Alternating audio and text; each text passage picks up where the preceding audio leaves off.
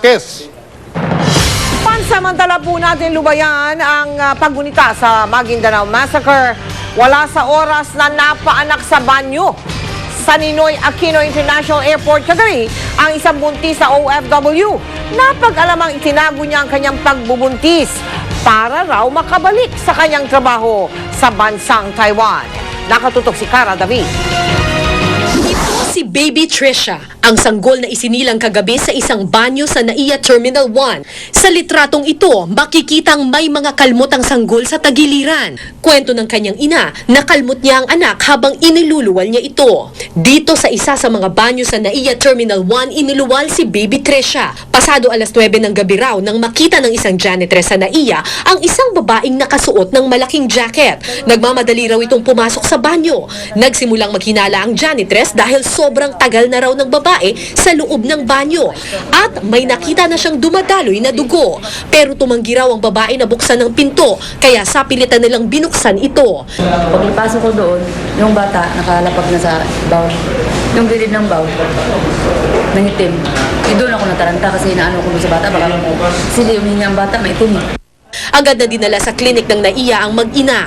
Dito na pag-alamang OFW pala sa Taiwan ang 23 taong gulang na ina.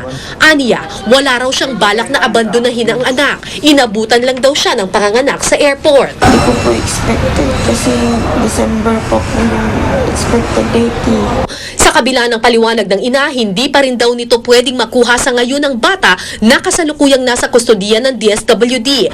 Kailangan daw muna nitong sumailalim sa psychological assessment at matukoy kung ano talaga ang plano niya sa bata. Nang kausapin daw kasi ito ng social worker kagabi, na ikwento raw nitong may balak siyang ipaampun ng bata sa Taiwan. Sa ngayon, hindi namin ibibigay yung baby kasi kailangan munang itukoy ang ano ba ang naging problema. Kasi yung kakayahan niyang mag-alaga ng baby sa ngayon ay kaduda-duda.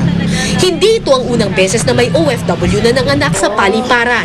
Noong Setyembre, isang OFW ang nanganak sa eroplano at itinapon ng sanggol sa basurahan ng Gulf Air. Tinawag na Baby George Francis ang bata. Makalipas ang 2 buwang therapy sa ilalim ng DSWD, mas stable na raw ngayon ang ina ni Baby George. 3 beses na raw nitong nabisita ang kanyang anak. Pero di pa raw nito maiuwi si Baby George dahil kailangan pang tapusin ang kanyang psychological therapy. Maganda at yung pamilya niya ay tanggap na tanggap, naghahanda sila sa pag-uwi niya at nung baby. So maganda, happy ending nga, pero ang ating gusto ay maging sigurado tayo na yung happy ending ay magiging mahabang happy ending. Cara David ng Katutok, 24 oras.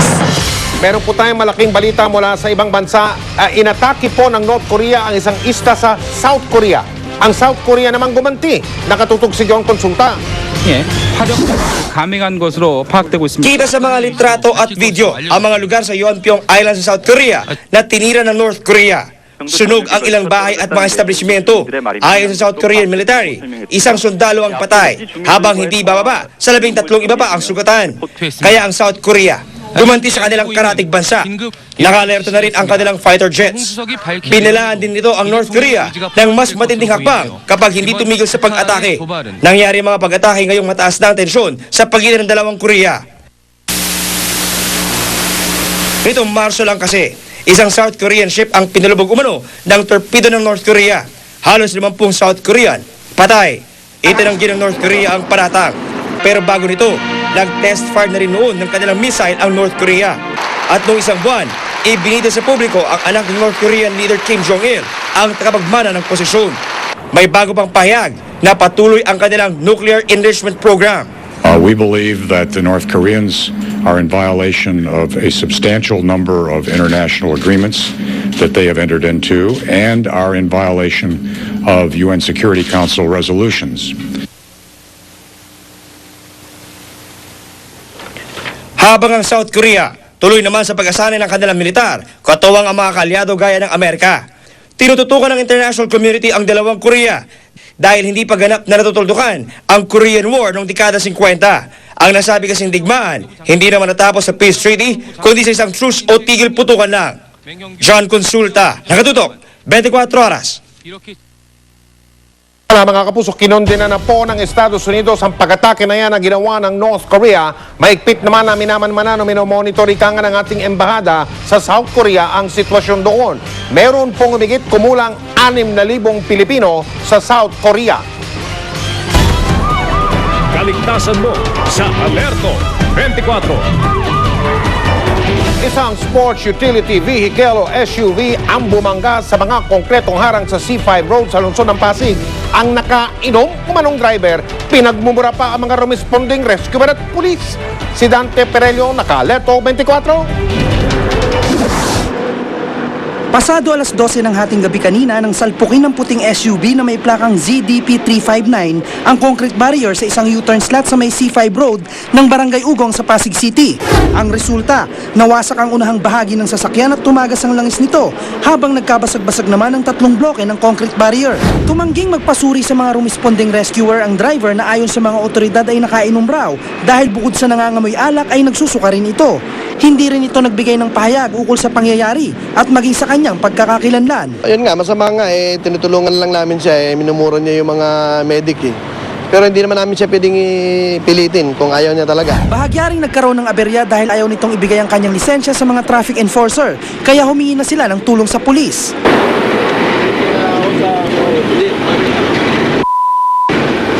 Pero maging sila ay nahirapang kumbinsihin ng driver at nakatikim rin ng maanghang na salita. Ayaw niya nagmumura na nga Inumura niya ako Mahirap namang persahin natin yan Dahil dito, bahagya tuloy nagsikip ang daloy ng trapiko sa lugar. Kaya nagdesisyon na ang mga otoridad na hatakin na ang SUV habang nasa loob ang driver. Maaaring maharap ang driver sa kasong reckless imprudence resulting in damage to property. Dante Perello, naka-Alerto 24. Hindi natuloy ngayong araw ang paglalabas ng desisyon ng Korte Suprema sa apela ni Hubert Webb na ipawalang sala siya sa Visconde Massacre case. Kailangan daw ng konti pang panahon ng mga huwes. Nakatutok si Tina Panganiban Perez. Pabukan ni Wayway pa lang, pasado alas 5 kaninang umaga, nasa harap na ng Korte Suprema si Lauro Visconde. Kasamang mga taga-volunteers against crime and corruption, nagtirik siya ng mga kandila sa harapan ng mga litrato ng kanyang mag-iinang sina Estrelita, Carmela at Jennifer. 2 dekada nang sumisigaw ng katarungan si Mang Lauro at bagamat ilang taon nang nakabilanggo ang mga hinatulang guilty sa kaso sa pangunguna ni Hubert Webb, ang pangamba niya baka raw mabaliktad ang hatol. Nakabinbin sa Korte Suprema ang motion for acquittal ni Webb. So we are praying for the Lord that at least to enlighten the minds of our justices and touch their heart so that they reach up a just and fair decision. Isa ang kasong ito sa mahigit 300 tinalakay ng Korte Suprema kanina. Pero ang hinihintay na desisyon, hindi lumabas sa araw na ito. Webb et al.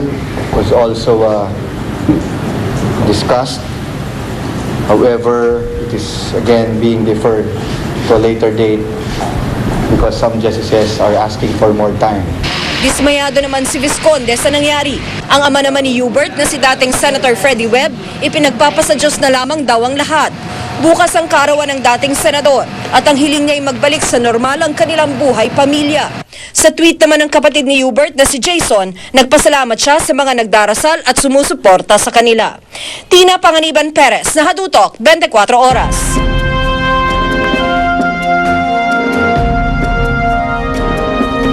Isang pangako ang binitiwan ni Pangulong Aquino sa mga pamilya at mga kasamahan ng mga biktima ng massacre sa Maguindanao. Hindi raw titigil ang kanyang administrasyon hanggat hindi nakakamit ang katarungan. Nakatutok si Lay Alvis. Sa pambansang araw ng pag-alala sa mga biktima ng Maguindanao Massacre, nagsuot ng itim na armband ang Pangulo, maging ang mga kasama mula sa Presidential Security Group. Pero higit sa simbolo ng pagkondena sa karumal-dumal na krimen at pakikiramay sa mga naulila ng mga walang awang pinaslang, ang pangako ng Pangulo na hindi titigil ang kanyang administrasyon hanggat hindi nakakamit ang hustisya para sa mga biktima. Kami po yung nag-black armband ngayon in sympathy to all those who perish. Yung talagang wala akong kalaban-laban. Masyado talagang naapi yung mga yung diretsuang pinaslang at yung mga pamilya na naghahanap ng katarungan. At yan nga ho, kung meron tayong symbology ng dapat magkaroon ng katarungan, yan po Maguindanao Massacre talagang #1 sa ating pulistahan. Parang Tinututukan daw ng Pangulo ang kaso na isa sa mga prioridad ng DOJ sa ilalim ni Secretary Laila De Lima. Ako'y nagpa-update status ng kaso, paano ba natin mapapabilis to, tinitingnan ba niya yung output ng mga prosecutors, etc. Hindi raw tumitigil ang mga otoridad sa pagtugi sa iba pang mga akusado at sa pagbuwag sa mga private army. So, it seems that their efforts have been effective enough to be able to suppress most of these organized groups now from trying to affect the outcome of the elections. But I'm not content. No? I want to see people arrested, I want to see arms confiscated, and I want to see people brought to jail. Para na rin sa seguridad ng mga naninirahan sa Maguindanao, ayon sa Pangulo, hindi na muna ililift ang state of emergency doon. Sa hawak niyang kapangyarihan, tiniyak ng Pangulo na gagawin ng kanyang gobyerno ang lahat para hindi na maulit sa kasaysayan ng bansa ang gaya ng Maguindanao Massacre. Ang Malacanang Press Corps ipinakita rin ang kanilang pakikisa sa pamamagitan ng pagsusuot ng itim. Nangako ang mga mamamahayag na babantayan ang pagtupad ng Pangulo at ng gobyerno sa mga pangako nito. Lee Alves, Nakatutok, 24 Oras. Umalingaw-ngaw naman ang ilang kampana kanina bilang pag-alala pa rin sa mga biktima ng Maguindanao Massacre. Nakatutok si Joseph Morong. Alas 12 ng tanghali, ibinatingaw ng Manila Cathedral sa Maynila ang kanyang mga kampana. Ayon sa rektor ng katedral, ito ay para sa alaala ng mga 57 na nasawi sa Maguindanao Massacre. Hanggang ngayon, may isa pang umano'y biktima rin ng massacre ang hindi pa rin nakikita. Sa University of the Philippines sa Quezon City, umalingaw-ngaw ang mga kampana ng UP Carillon. 1.5 oras ito tumagal. Hindi palaging pinapatugtog ang karilyon, pero mahalaga raw ang pag-alaala sa Maguindanao Massacre. Nagmarcha rin ang mga estudyante ng Mass Communication sa campus. These are the worst of times. Ito pa rin ang best of times para maging journalist sa bansa natin. Dahil talaga matetest ka ang mettle mo at yung worth mo bilang isang journalist paglabas mo ng college. Sa Ilocos Norte, nagtirik na 58 kandila ang mga mamamahayag sa harap ng simbahan kasabay ng pagtunog ng kampana.